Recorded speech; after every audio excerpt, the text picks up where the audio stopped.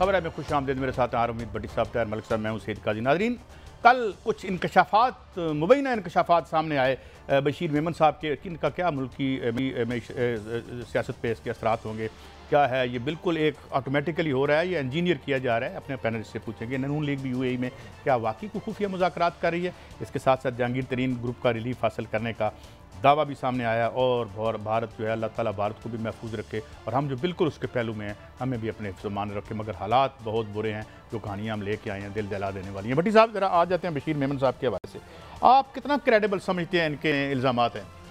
के इल्ज़ामात नहीं है, वो अक्सर बहुत क्रेडिबल है और मैं उनको कोई 25-30 सालों से जानता हूँ। ख़ुसूसन ये एक बात ख्वाजा आसफ वाली के उन्हें अहम तरीन शख्सियत ने बुला के कहा इन पर गद्दारी का पर्चा करे, ये ख़बर मैं इससे पहले एयरवे में थे वहाँ ब्रेक कर चुका हूँ। ये बात कर रहा है, लेकिन आज ये जो काजी फाइज ईसा साहब के हवाले से उन्होंने इल्ज़ामात लगाया, 50 करोड़ हर्जाने का दावा भी कर दिया शहजाद अकबर साहब ने। देखिए, शहजाद अकबर साहब ने बिल्कुल ठीक किया। अब ये बशीर मेमन साहब यकीनन इन्हें अदालत में साबित करना होगा कि उनके इल्ज़ामात बहुत ज़्यादा संगीन है।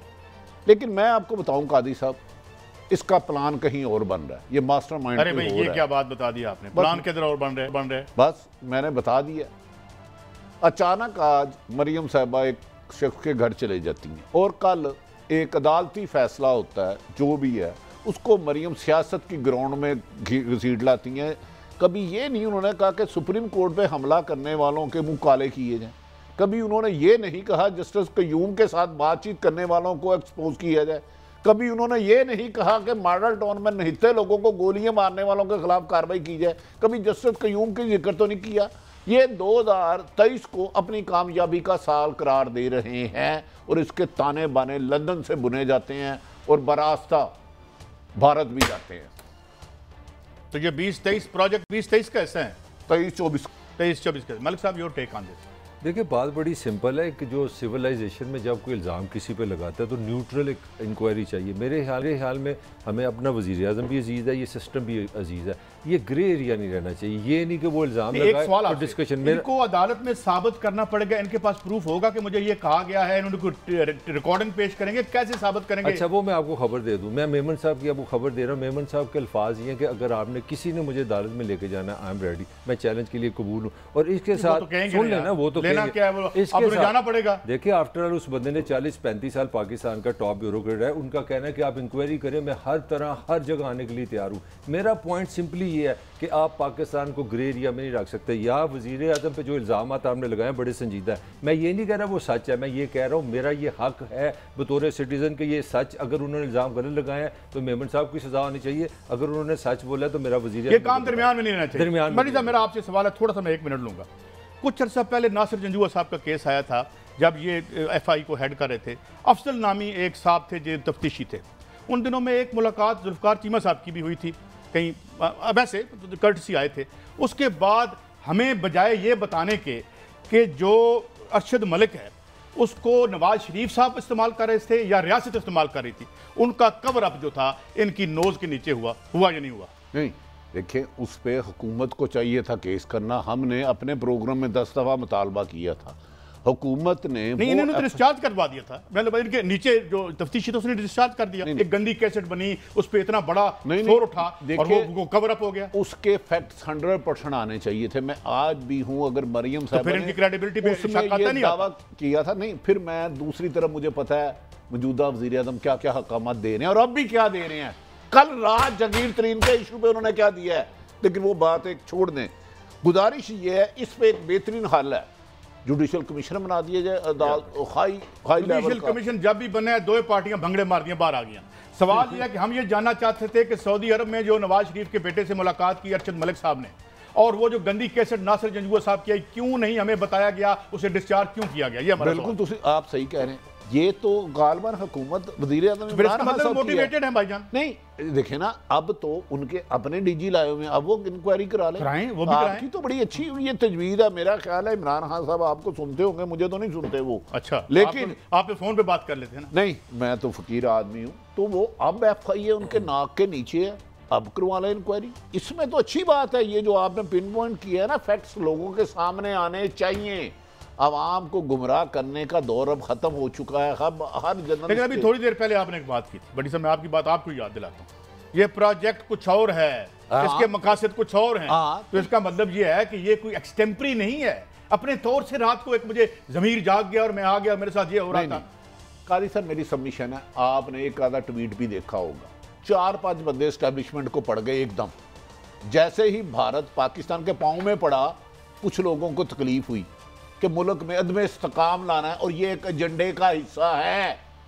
मैं आपको खबर दे रहा हूँ, आप फकीर, आपकी रिपोर्टरों की बात एजेंडे का हिस्सा है।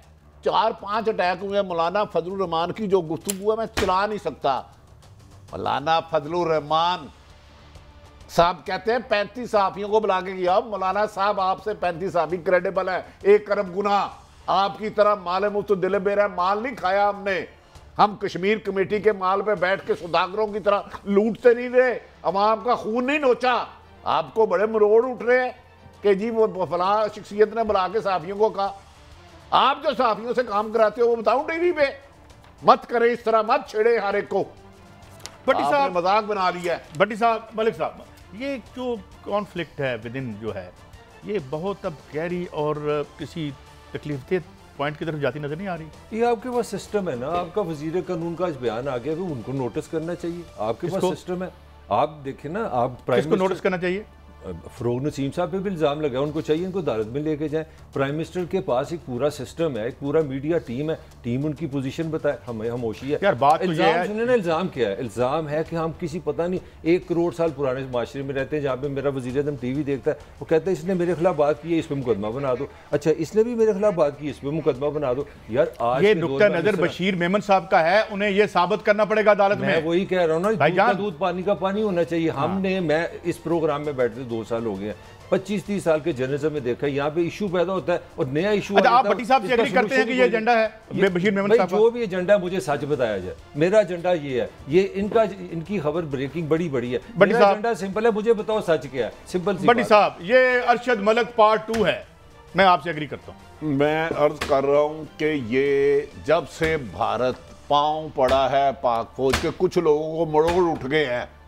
मैं नहीं बताना चाह रहा कि मौलाना फजलुर रहमान ने आज मीडिया से गुफ्तगू करने से पहले कल बैरून मुल्क से बातें की। बस 1 मिनट यार, ये क्या कह रहे हैं? करे आप, मैं क्योंकि रिपोर्टर हूं, मुझे रिपोर्टर रहने दें।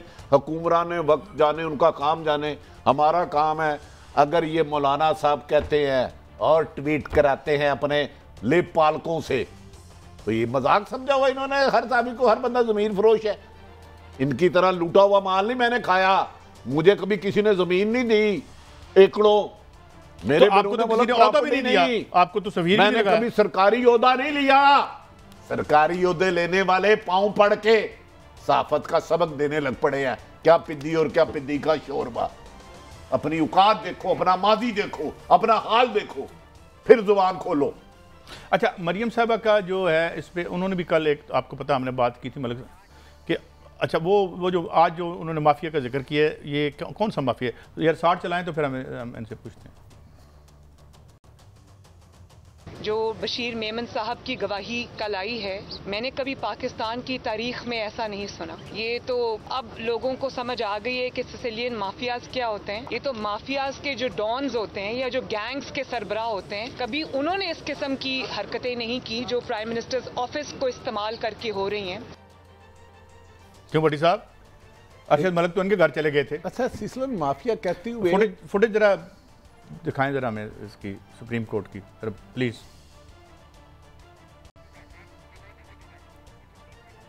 ये सुप्रीम कोर्ट में मुझे काजी साहब ये बता दें, आज मरियम साहबा बहुत अच्छा बोली हैं, बेमकसद बोली हैं, गुस्से में बोली हैं, इंतकाम में बोली हैं। सुप्रीम कोर्ट पे हमला करने वाले मुल्ज़िमान कौन है? उन्हें अदालतों ने सजाएं दी, उनके खिलाफ जुडिशल इंक्वायरी हुई। यार ये इन्होंने मजाक बना लिया एस्टेब्लिशमेंट को निशाना बनाने का। सिर्फ इन्हें और किसी को टारगेट कर रही थी। तुम्हें बड़ी तकलीफ है कि 35 लोग चले गए, सारी बुला ली। और भाई तुम जिनको जहाजों में ले जाते रहे उनकी फहरिस्त जारी करो, जिनको प्लाट तुमने दिया उनकी फहरिस्त जारी करो। जिनको सरकारी माल पे करोड़ों रुपए तुम होटलों में लगाते रहे हो, ले जाके वो फरिश्त जारी करो। नहीं यार, ये अब दी लॉ है ना भट्टी साहब, वो तो मलिक साहब ने मुझे बताया यार, हम हमें छोड़े, हम तो करप्ट हैं। नहीं, हम तो इमरान खान का हमने साथ करना है। मरियम साहबा कहती हैं करप्शन हमारा राइट है। मैंने उधर जो साजिश हुई गलत हुई, अगर वो कहीं हुई मैं उसके खिलाफ हूं, लेकिन यार तुम क्या पिद्दी और पिद्दी का शोरबा। सुप्रीम कोर्ट में हमला काजी सईद ने कराया, ताहिर मलिक ने कराया। यार इन्हें पाकिस्तान की हिस्ट्री नहीं पता, सानिया मॉडल टाउन इन्हें नहीं पता, जस्टिस कयूम को फोन मैंने किया है। यार किसी और वो कौन थे दाढ़ी वाले साहब, वो जो कोयटा ब्रीफ केस लेकर गए थे, ये रवायत मैंने डाली है। तारड़ साहब नाम ले लें, वो तो पूरा खानदान। ये हमें बात सिखाएंगे अब कि हम क्या हैं और ये क्या है। जाने दें, आपका मादी और हाल ऐसा नहीं है कि आप हर एक को गालियां दें, हम आपका अदब एहतराम करते हैं, लेकिन ये जो 4-5 लगड़ बगड़ छोड़े हुए हैं ना आपने, इनसे हमें कोई फर्क नहीं पड़ता। अच्छा, ये वैसे अच्छी हरकत है, ये हाथियों की लड़ाई में बीच में बशीर मेमन साहब भी घुसाए हैं। भाई लड़ाई जिसकी भी है, देखे काई साहब जो इशू पाकिस्तान की आवाम को भी बीच में लाया ना, जो मरीम कर रही है करने दे। मेरा पॉइंट है कि अगर आपने करप्शन, बददियानती, सारे इल्ज़ाम लगाए पिछली हुकूमतों पे, चले आपकी मैं बात मान लेता हूँ, मुझे बता दें मुझे नई हुकूमत से क्या मिला। मुझे महंगाई में, लॉ एंड ऑर्डर में। मैंने कब आपसे वादा किया था आपको मिलेगा? नहीं मिलना चाहिए, मेरा अगर आपकी तवक्को थी तो मैं सिटीजन हूँ, मैं कोई यहाँ कैदी नहीं हूँ, मैं रियासत से मेरा रिश्ता है, मैं रियासत को पैसे देता हूँ, सर्विस देनी है रियासत ने मुझे तालीम देनी है। 2018 से देनी शुरू करनी थी, पहले देनी है मुझे। अच्छा, हाँ ये मेरा हक है। 2018 में याद आई है। नहीं है, ये भीख नहीं है, मेरा राइट है। ये आपने मुझे राइट नहीं देना, तो ये सारे राइट्स और कानून और आइन सारा जो है ये 2018 में ऑपरेटिव हुआ था। फिर आपको पार्सल की हिस्ट्री नहीं पता, मुझे पता है आप भूल रहे हैं। यहाँ यही हो रहा है जो पहले यहाँ 60s में लोगों ने जाने दी हैं। आपको पढ़े पासन की हिस्ट्री, 1000 यहाँ पे तहरीकें चली है, लोगों ने बड़ी कुर्बानियां, और जिन लोगों ने जाने ली थी उनके तहफ़्फ़ुज़ के लिए नवाज शरीफ साहब थे। तो सबसे ज्यादा कुर्बानियां दी गई जिन्होंने निकाला है। काजी साहब मैं अर्ज करने लगूं, सबसे ज्यादा कुर्बानियां दी गई जब सहाफियों को कोड़े पड़े ज़ियाउल हक का दौर, उसका लेपालक कौन है, मुझे उसका नाम बताएं। साथ खड़ा होते थे ये ऐसे हाथ बन के, चौधरी निसार अली खान जा रहे हैं, मैंने तो किसी डिक्टेटर ख्वाजा आसिफ के वाले साहब जा रहे हैं, ये ओथ नहीं लिया कि मैं तुम्हारा मिशन जारी रखूंगा। जहां तो साबित करे किस साफी ने ज़ियाउल हक से मरात ली, किस साफी ने मुशर्रफ से मरात ली, साबित करे फिर ये चीजें लाएं सबको। और किसने सियासतदानों से मरात ली, के मुंह को ये खून लगाया किसने? हम तो साइकिलों पे जाते थे, अपना काम करते थे यार, वैगनों पे बैठ के जाते हर थे। तीसरे जिसका दिल चलता मीडिया पे बरस पड़ता, जिसका दिल करता मीडिया पे बरस पड़ता। भैया मीडिया बंद करा दो, इतने पावरफुल हो तो। आपके दौर में मैंने एक सहाफी को जाती उमरा में दरख्त के साथ बांधा हुआ था, लाया हूं इनके। ना छेड़े हमें, ना छेड़े, मत करें ऐसी बातें। आप अपनी अच्छा यार मलिक साहब, ये बड़ी साहब यूएई में कौन से खुफिया मुज़ाकरात हो रहे हैं? भाई ये मेरे इल्म में नहीं है। सऊदी अरब ने कोशिश की थी, इमरान खान साहब ने वादा कर दिया कि वो मरियम नवाज को नहीं जाने देंगे, नहीं जाने देंगे, नहीं जाने देंगे। ये किस्सा माजी हो चुका है। मरियम साहिबा की कोशिश है, उनके मोहतरम वालिद मोहतरम काबिल एहतराम नवाज शरीफ साहब की भी कोशिश है कि मरियम किसी तरीके से बाहर चले जाए। लेकिन आज 28 अप्रैल गालमन जी 7:20 तक कोई चांस नहीं है। इमरान खान ने रेड लाइट दिखा दिया, सॉरी, कि इसे कोई अदालतों का सामना करे। आज उसी केस में मुलजरम थी जहां हाई कोर्ट से बाहर निकलते हुए नहीं आ जाए, कोई बंदा ही नहीं, नैब का वजीर ही नहीं आया वहां पे। अच्छा ये जरा सुनिएगा, मीडिया के हवाले से भी कुछ उन्होंने हदायत जारी की है मरियम नवाज साहबा ने, वो सुना दो। क्या आप मेरा ये जवाब चला सकते हैं अपने मीडिया के ऊपर? पहले तो आप मुझे इस बात की जवाब, वहीं से आसिम सलीम बाजवा जैसे लोगों को शय मिलती है क्योंकि वो मीडिया को कंट्रोल करते हैं। मीडिया उनका नाम नहीं ले सकता, बीप बीप बीप होना शुरू हो जाती है जब आप उनका नाम लेते हैं। आप मुझसे ये सवाल नहीं कर सकते। हमने अपनी जान मुश्किल में डालकर उसके सारे कॉन्सिक्वेंसेज बर्दाश्त करके हम आज भी अपनी बात पर कायम है, लेकिन आप ये मेरा जवाब नहीं चला सकते। जब आसिम सलीम बाजवा साहब का नाम आएगा तो आप बीप करेंगे उसको। बड़ी साहब मुझे अपनी आंख का शहतीर तो नजर नहीं आता, आपकी आंख का तिनका नजर आ जाता है। देखो मोहतरमा ने, हमारी बहन ने 4 दफा नाम नहीं लिया असद बाजवा का, और हमने नाम ले लिया उनका। हमने इनका एजिट चलाया। हाँ। उस वक्त डॉन लीग पे इनके वालिद मोहतरम ने कहा सिक्योरिटी ब्रीच हुआ है, ये इनके वालिद सब का बयान है। तो मुझे बताए सौदेबाजी कौन करता है? साफी करता है, यहाँ कुछ सियासतदान, अच्छे सियासतदान भी हैं। आज इस मुल्क, मुझे बता दें, इन्होंने हमें बार बार चैलेंज किया, आप नाम नहीं चलाओगे, नाम चला। खुद जब इनकी हुकूमत थी ये नाम लेने के काबिल नहीं थे। बता दूं, अपनी हुकूमत में नाम लेने के काबिल मैं बताऊं, हाँ। फिर डॉन लीग का 5वां किरदार किसने पांव पकड़ के किस सूरत हाल में बचवाया? क्या कह रहे हैं आप? अभी तो 4 किरदार हटे थे, 5वें किरदार के लिए कौन गया, कितने बजे गया, क्या मुलाकात में रिक्वेस्ट की? कादी साहब इन्हें सब पता है। अब पता नहीं, सारी उम्र आपने इनको वॉक ओवर की आदत डाली हुई थी कि आप अबव द लॉ हैं, तो भट्टी साहब इन्होंने यही करना जो आप कर रहे हैं। अब वो डॉन लीग में किसी ने रिकॉर्डिंग किसी और ने करवाई थी। मीडिया सेल के ये काम नहीं होते कि अहम तरीन मुक़द्दर हलकों के अफसर आके बैठे तो उनकी रिकॉर्डिंग की जाए, ठीक है, और फिर उनके अपने बदनाम बचाने के लिए चलो छोड़े। अच्छा भट्टी साहब, आज अदलिया का बड़ा माशाल्लाह उन्होंने बात की है, कुछ हम आगे पीछे दोनों सुनाते हैं, आप सुनाएं जरा मरियम साहब। आपको क्यों डर है इतना उन जजेस का जो हक और सच पर खड़े होते हैं? आपको इस तरह के जजेस क्यों चाहिए जिनको आप अपनी मर्जी के? शौकत अजीज सिद्दीकी साहब भी खड़े हो गए, फाइज ईसा साहब भी खड़े हो गए, और मैं ये आज ये फख्र महसूस करती हूँ कि उन्होंने खड़े होकर इस दहशतगर्दी का, रियासती दहशतगर्दी का मुकाबला करके, एक दहशतगर्द जो प्राइम मिनिस्टर हाउस में इस वक्त बैठा हुआ है, मुसल्लत है हम लोगों के सरों के ऊपर, उसकी साजिशों का मुकाबला करके उनको एक्सपोज किया। लेकिन ये अब अदालत, यानी अदालत हमारे जराइम पे पर्दापोशी करे, जिस तरह करतरी मलिक यूम करता रहा इनके साथ बैठ के, और भी इनके थे बहुत, ये तो फिर ठीक है। आधे घंटे से ज्यादा शॉर्ट थे। मुझे समझ में नहीं आती जस्टिस फाइज ईसा या शौकत अजीज साहब जो भी नाम है, इनका मरियम केस क्यों लड़ रही है? और जिन जज को ये कह रहे थे बुगत से इंपॉर्टेंट बात है, नहीं इसके लिंक्स मिलाए ना, इसकी जोड़ियां करें, एक चेन बन रही है। मैं आपसे कुछ प्रोग्राम के इब्तदाई में गुजारिश कर चुका हूं, ये कहाँ राब्ते हो रहे हैं, ये केस क्यों लड़ रही हैं? इन्हें क्या जो जज बुगत से भरे इनके खिलाफ फैसला करे वो जज सारे ही नामुनासिब है? इन्हें क्या चाहिए कि इन्हें ये इजाज़त मिल जाए कि जो जज इनकी मर्जी ना करे उस अदालत में सुप्रीम कोर्ट और हाई कोर्ट हमला कर दे, या जज को फ़ोन करके कहे ओए बेनज़ीर को सजा दो? मुझे बता दें, आज काजी साहब मुझे बताएं, ये शौकत अजीज साहब और फाइज ईसा का जज मरियम नवाज साहबा क्यों केस कर रही है? क्या वजह क्या है? शर्म से डूब मरना चाहिए इनकी जो सुप्रीम कोर्ट पर जो हमले की इनकी हिस्ट्री है, वो ही काफ़ी है कि शर्म से डूब के मर जाने के लिए फिर आ जाते हैं विक्ट्री का साइन बनाते हुए, और फिर हम सुन भी लेते हैं।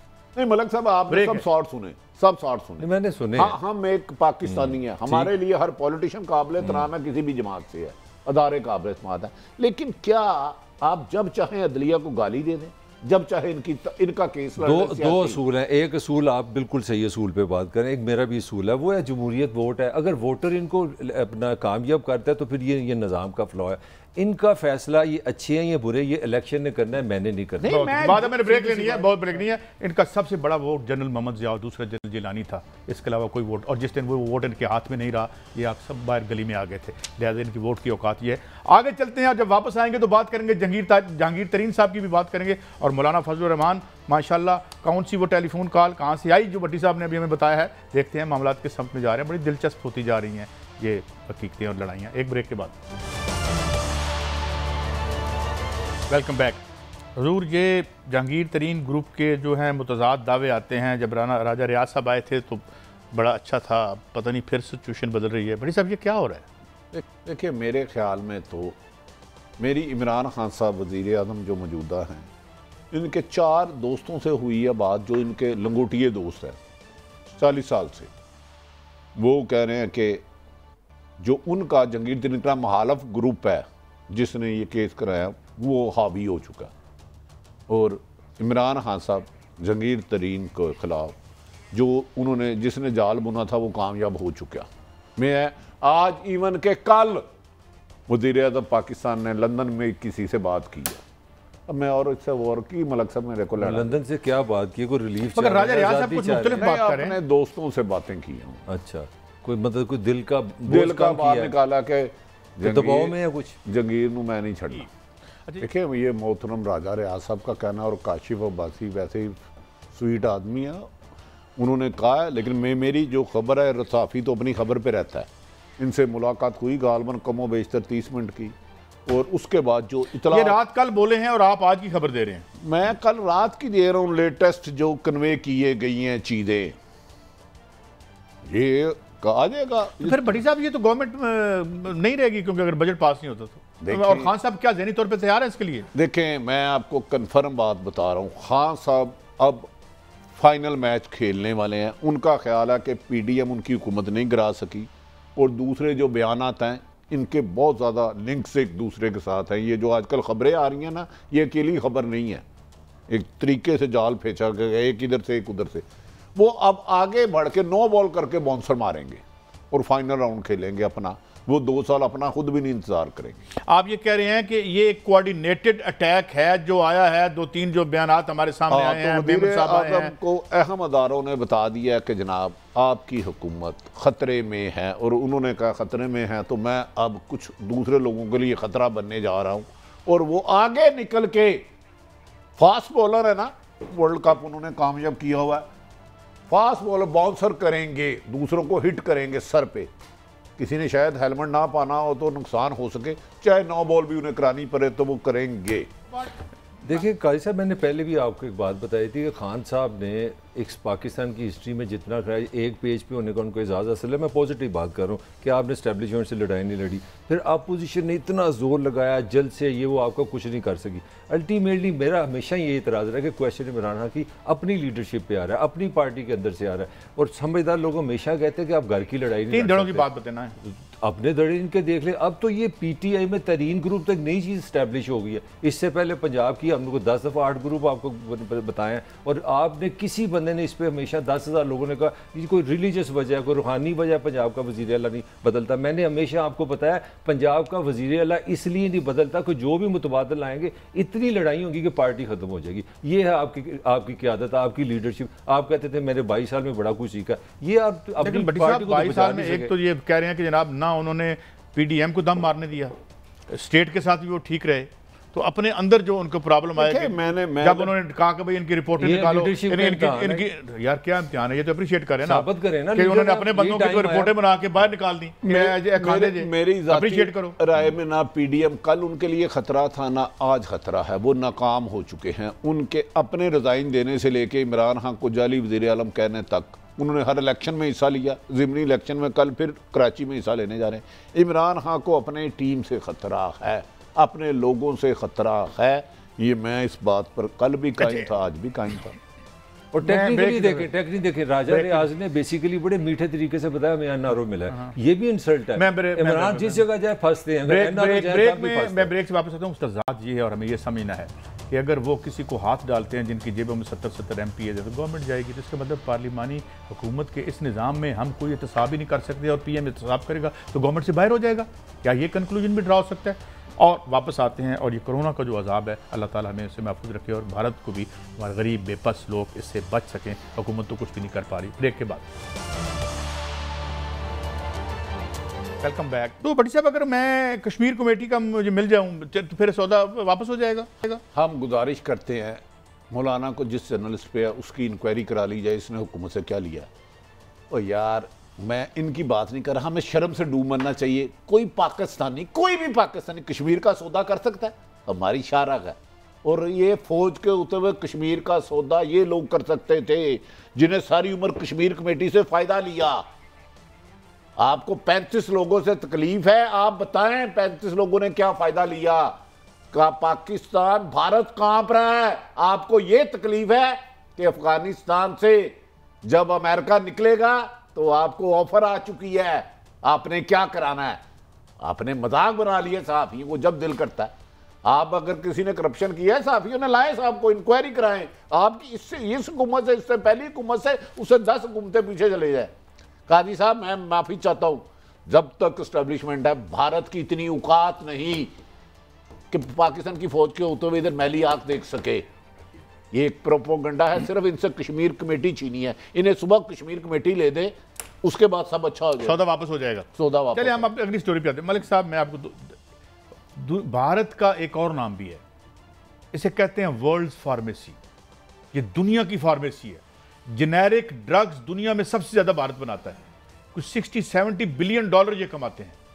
अब हुआ क्या, वो जो डॉलर आ रहे थे वो तो मेरी जेब में जा रहे थे, नीचे इंफ्रास्ट्रक्चर कोई नहीं था, आज आपके पास खबर है कि WHO ने कह दिया है, काजी साहब दुनिया की 5th बड़ी इकॉनमी है भारत, दुनिया के इससे सिर्फ 4 मुल्क, 5th ये थोड़ी सी इंग्लैंड के साथ साथ चलता है, 4 चले मान लें, आपकी 6 भी मान लेते हैं, 5 या 4 मुल्क भारत से ज़्यादा अमीर हैं। हालत ये है कि आज अमेरिका ने, जो वहाँ के रिलायबल इदारे हैं, WHO भी उसमें शामिल है, उन्होंने कहा कि ये फैक्ट है कि इंडिया का कोई हेल्थ सिस्टम नहीं है, इट्स कोलैप्स्ड। ये मैं आपको पाकिस्तानी गुस्सा नहीं निकाल रहा, ये मैं बाहर की खबर दे रहा हूँ। और इसके साथ उनका जो सबसे ख़तरनाक चीज़ है, उनका ख्याल है कि भारत में आधी से ज़्यादा पॉपुलेशन, ऑलमोस्ट तकरीबन 50 करोड़ लोग, इम्कान है उनको कोरोना हो सकता है। मैं आपको CNN की रिपोर्ट, बड़ी साहब ये CNN की रिपोर्ट दिखा रहा हूँ, गॉड फॉरबिड कि ये गलत होनी चाहिए, गलत हो, इसमें वो कहते हैं 30% तक लोग जो हैं वो इन्फेक्टेड हैं, अगर 2% भी डेथ का रेट हो तो ये क़यामत के मनाजर हैं।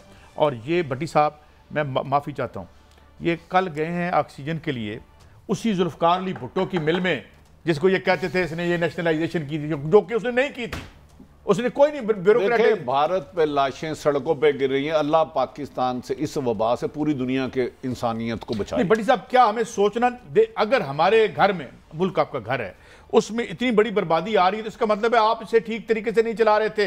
ये हेल्थ का सिस्टम आपने जिनके हाथों में दिया हुआ है, इसका मतलब है कि वो तो आदमखोर हैं, ये अगर तरीके से चलाते तो आज मुल्क से ना भागते, इस मुल्क का मुकाबला करते। आपके जहाजों पे बैठ के भाग रहे हैं, प्रॉपर्टियां बाहर है, इनका पाकिस्तान से क्या तल्लुक, हमने मरना इधर है, हमारी कब्रें इधर आनी है, इनकी नहीं बननी। वो तस्वीर अगर मैंने फेंकी थी, अगर याद हो आपको, 22 मईतें एक एम्बुलेंस में, मलिक साहब। अच्छा, वो जो आपने ऑक्सीजन की बात की, मैं थोड़ी सी नेगेटिविटी नहीं फैला रहा। आज उन पे एक स्टडी आई है पाकिस्तान में, जो स्टील मिल की आप बात करें, 15 से ज़्यादा उन्होंने इतनी खामियां निकाल दी, उन्होंने कहा ये नामुमकिन नहीं है, मगर बड़ा मुश्किल है ऑक्सीजन की तरफ वापस। हमने सिस्टम को तबाह बर्बाद किया, निज़ाम सारा हमने खराब कर दिया। एक चलता हुआ प्लांट आपने बंद किया बस, ठीक है, एक चलती हुई मिल आपने बंद की, जो 2016 से कई अरब रुपए का, जब जनरल कयूम उसके हेड कर रहे थे, कई अरब रुपए का प्रॉफिट दे रही थी। जब लाल जी का नाम आया तो जरदारी साहब ने वो रुकवा दी, सुप्रीम कोर्ट के तौहीन अदालत में चले गए, लतीफ खोसा साहब ने अदालत में जाकर डिफेंड किया। जब वो खुरे रियाज लाल जी की तरफ जाने शुरू हुए, जो तारिक खोसा साहब कर रहे थे उसकी तफ्तीश सुप्रीम कोर्ट के हुक्म पे, इसके बाद मुस्लिम लीग नून ने क्या किया, इसकी जुलाई में जो है वो गैस बंद कर दी, यार शर्म ही नहीं आती। उसके बाद लक्ष्मी मित्तल कहते थे मैनू दो, ये तो सोने की चिड़िया है, लक्ष्मी मित्तल को ये खरीदने लगे, बेचने लगे थे, स्क्रैप करके लोहा करके बेचने लगे थे। भट्टी साहब ये कहते हैं भुट्टो साहब ने बर्बाद दिया, ये कर दिया, आपने बनियाने, अंडे और मुर्गियां बनाने के अलावा बनाया इस मुल्क को इतना लूटा कि गिद्दे खत्म हो गई हैं। पाकिस्तान में आपको गिद्द नहीं नजर आएगी, चंद गंदे इस लोगों ने, मैं हर एक को नहीं कह रहा, अच्छे लोग हर फील्ड में हैं, सियासत में भी, अदारों में भी हैं, लेकिन इनका एहतसाब होना चाहिए। मेरी स्टील मिल, इनकी स्टील मिल खरबों रुपए प्रॉफिट में जाए, और मेरे जहां 20-30 हज़ार लोग मुलाजमत करे वो खरबों खसारे में जाए। भट्टी साहब लॉकडाउन पे जा रहे हैं, हम लग रहा है आपको लॉकडाउन की तरफ जाना पड़ेगा, मजबूरी है, सारा ही लग रहा है। अल्लाह रहम करे, अल्लाह एक ब्रेक, हमारा प्रोग्राम खत्म हो गया और बात करेंगे कि कैसे हजार अरब रुपए की चोरी हुई IPPs में, जो आज फवाद चौधरी साहब ने कहा है। कल इस पर बात होगी, आज वक्त खत्म हो चला, इजाजत दें, अल्लाह हाफिज़।